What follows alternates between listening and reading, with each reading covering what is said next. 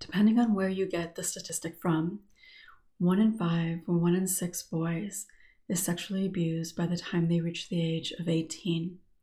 And so many of them, it is an ongoing or multiple perpetrator type of circumstance. Welcome, I'm Peggy Oliveira. Thank you for joining me. I'm doing today's video about male sexual abuse because and I hope that women will also listen to this, because I think that it is really important for all of us to understand, and I think for men to understand that women are allies, whether you're a survivor or not, that women recognize this and also want males to heal. And of course, women want the same. But most information that is out there, including my content, which is part of the reason I'm doing this, is really geared towards women. And so today I want to talk a little bit about kind of just really acknowledging the reality and presencing what that means. And also to make it really, really clear, because I know that I have a lot of men that have watched my videos over the years, and some for basically the entire time I've had my channel. And sometimes they comment, and oftentimes I end up getting private emails because they don't feel comfortable sharing on the channel.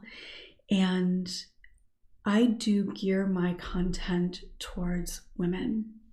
And it hasn't necessarily always been that way, but obviously I'm a woman as a survivor, and I also tend to work with women, not necessarily because that's what I choose, but those are the people that come to me.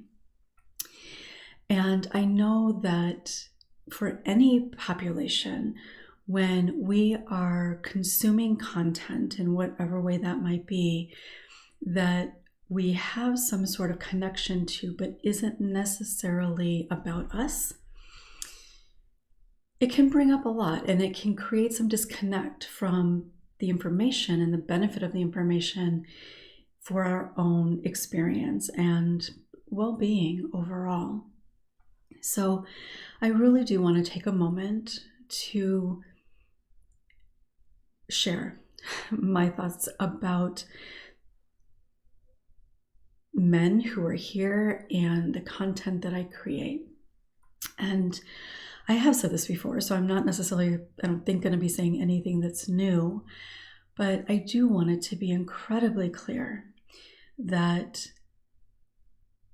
I absolutely welcome men to be here, to be a part of this conversation, and certainly for men who are survivors, but also men who may not necessarily be a survivor, but anybody who is willing to be a part of this conversation, willing to learn and explore. I think that's what we need so desperately in so many ways. And so I know that when I share things, and again, I've been doing this here on YouTube for over 10 years, that if I talk about women, or it doesn't feel like I'm including men in a particular aspect of what I'm talking about, it can feel sometimes like not only is that not meant for you, but it can also feel like, therefore, maybe all of my content isn't really meant for you. And I want to hopefully let you know, help you feel the truth of this, that almost everything that I talk about, I'm not necessarily thinking about it being solely about women. I really am, in my mind, I'm thinking about survivors overall. I'm not really thinking about a female versus a male or anything like that. Now, there are certainly some things that I mention, like I know that I've specifically talked about that men might have some shame around some things that maybe a woman wouldn't. So there are times that I might differentiate something, but certainly for the most part, everything that I'm talking about is coming just from a place as what it means to be a survivor. And so all the content that I share is is created, is meant for anybody who is a survivor, anybody who is struggling with this journey and the struggles that it creates, regardless of gender. And having said that, again, I also recognize that as I talk about things, that it may seem like it's not necessarily particularly either relevant or doesn't really pertain to male survivors. And that certainly isn't intentional.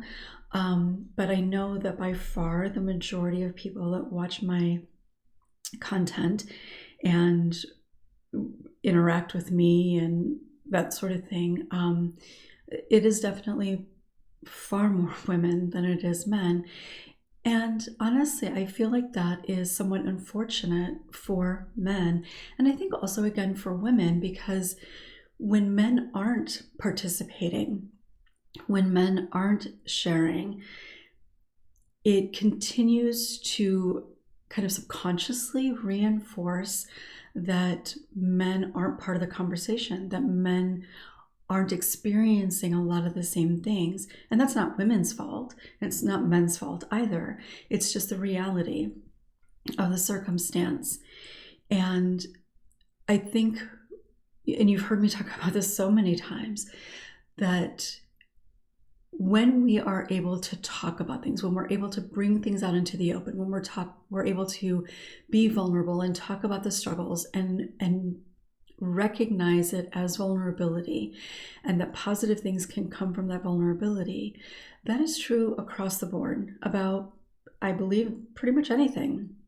And so when we can recognize, when men can feel comfortable, feel safe to be a part of that conversation, feel like they're welcomed as part of that conversation, I think more and more men will be able to recognize that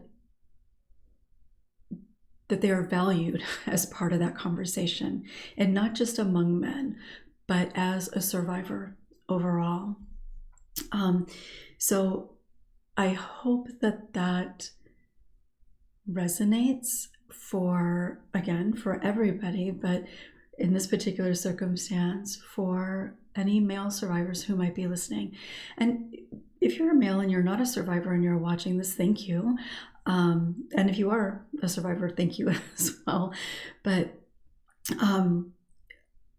the more that all of us, regardless of our history, can have conversations around difficult things, the more aware we become, the more educated we become, the more we understand nuance, and the more empathy we can build, because empathy is such an important thing. And unfortunately, not necessarily suggesting that this is the case for the people watching this video, but I think in the world generally, I think that it's much easier to be empathetic around things that we have personal experience with, which makes sense on a human level.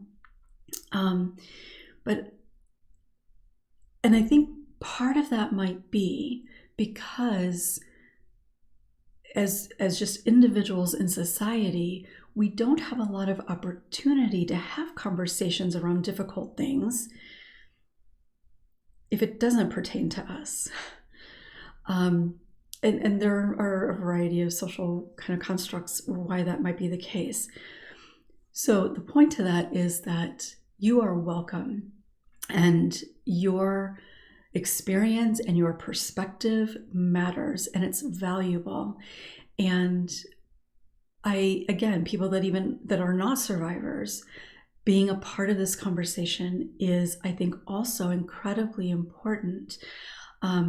And I think that there is something, I know over these last several years at this point, probably, that there has been some discussion in like sharing information and educational types of things, that that there is Google, and if you have a question about a particular type of issue or something, then go to Google and learn, that it's not up to the people to teach you. And I've commented about this before, but while I don't disagree with that, I think that Google can only teach you so much. And even if you can relate to the issue, we still all have our own individual experiences, right? And other people have different kinds of experiences. And part of how we really learn best, and I think build empathy, is by having conversations with real people, hearing different perspectives, because of course not everybody in a certain population is going to think and feel the same exact way. So I invite you, no matter who you are, I invite you to share, to show up in the comments, to share your experiences, to ask questions, to engage with one another. Obviously, and I don't think I need to say this to anybody who's watching this video, but just in case, just be mindful and respectful in doing that. And like I said, I don't think I probably need to say that to anybody watching this right now. But it really helps foster understanding and awareness and connection. Even if you don't ever have an actual conversation with somebody, just being able to connect in that space can be so valuable. And I know people have asked me before, I've had men ask about having like something for men, or can men participate in a group? And very early on, kind of when it wasn't really when I started social media, but early on I kind of created this Facebook group, and I did have men that were in it, and there was no problem with having the men in it. But I know there was mostly women in it, and I think that can feel uncomfortable for men, and I know that it also felt kind of uncomfortable for women. And so I do gear my group offerings and that sort of thing, I gear that towards women, because I think it is ideally better for people to have that separation, just to create a sense of safety. I think there are certainly circumstances, opportunities where having both men and women as survivors come together could be incredibly beneficial. But I think that separating it out can just kind of lessen or kind of reduce one of the barriers to safety that sometimes people feel. And again, that's true for both men and women. And an interesting thing about that just came to mind is, I think women tend to have a little bit more of an issue around that, generally speaking, than men. And part of how I know that personally is that when I was a hospital advocate for sexual assault survivors, meaning that if they were assaulted and they went to the hospital, we would be called. And so I went to the hospital for a lot of sexual assaults. And I wondered early on, when it was a male survivor, which again, we didn't have a lot, mostly because I think they just didn't go to the hospital, not because it wasn't happening. But I would have assumed at that time, because this was very early in my career, I would have assumed that they would have preferred a male advocate, and we didn't have any. And so I kind of felt bad about that. And then I began to understand, in part by speaking with them, but then also learning more, that actually wasn't the case, that male survivors actually, going into the hospital, generally preferred to have a female advocate, everybody, like a sane nurse and even a doctor and that sort of thing, which was eye-opening for me. I wouldn't have, like, in my little bit of awareness that I had at that point in terms of the issue overall, that isn't what I would have anticipated. So I think that is an important thing for people, even for men, to recognize. And it isn't really necessarily at all based on who the perpetrator was. For some people, that might be a significant piece of it, but it certainly wasn't always about that. So you're so welcome, so much more than just welcome here. Your participation is absolutely appreciated, and I value each and every one of you that are here, regardless of any sort of gender that you may be, and that includes non-binary, certainly trans or anything else. And I will say just to that for a moment that for trans people, and I will be completely honest that I don't have a lot of experience working with trans people specifically, but that can create a whole other layer of challenge in terms of where do I fit in this survivorship sort of thing, which is another challenge. And everybody I want to know is welcome here, and your experiences and your concerns and your struggles, your healing matters. I also wanted to share, and I have shared this before, but if you are a male survivor, there is an organization, 1 in 6, the number 1 in 6, onein6.org, that if you haven't gone to their website, I would encourage you to do so. Please stay here, be a part of this community, but they have resources. It's all geared towards male survivors. And so there's a lot there, and they have different kinds of support. People share their stories. So it's a really, really great resource. They've been around for quite a while now at this point.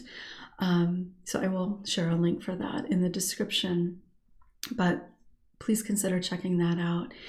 And I've said this over the years many times, that if I had enough men who were interested in joining or participating in some sort of a group experience, even if it was like one call, where men, obviously I'm not a man, but I would happily lead something, facilitate something to bring men together if there were enough men that are interested. And that's where the challenge typically is, because I have worked with men. I worked with men when I was in private practice in person, and I have worked with less men since going online, but I've certainly worked with men in this virtual space as well, one-on-one. So if you are a man and you would be interested in maybe like some sort of workshop maybe or something, where we could come together on Zoom, absolutely let me know in the comments that that's something that you would be interested in. Because if I do have enough interest, I would be happy to facilitate that. And also, if you have, for anybody, but as a man in particular, because a lot of my content is geared towards women, if there is a question that you have, and maybe, maybe I've shared something and you wonder how it would apply to men, or if it applies to men, or there's something else that you would like me to answer, please also share that in the comments, because I absolutely want to address really any particular issues that people have that I'm not addressing, so man or woman. But I know, again, because my content really seems to be geared more towards women, that it could seem that maybe it doesn't apply, or maybe you recognize that there might be some nuance when it comes to being a male survivor, and I would be very happy to talk about that and the differences potentially that might be there. So I don't know, I just wanted to share that. And if you are a survivor and a male, if you are a male and not a survivor, if you're a woman watching this and you know any male survivors in your life, please consider sharing this channel with them, and letting them know. And honestly, I don't watch a lot of YouTube videos, and the ones that I do are mostly around how-tos and recipes and stuff like that. So I don't know what other resources on YouTube there might be specific to male survivors, but I hope that my content might be something that can help along their own journey. So consider sharing this with anybody that you think it might be helpful for. And again, check out onein6.org. I will share that link in the description. And Regardless of where you fit in this, I would also love to hear from you. And did this make you think about anything? Did it bring up anything for you? Share in the comments. Let's connect in the comments below. Thanks so much for being here, truly, for all of you over the years, whether you're brand new or you've been here all along. I am so grateful for your presence, and I will look forward to seeing you next time.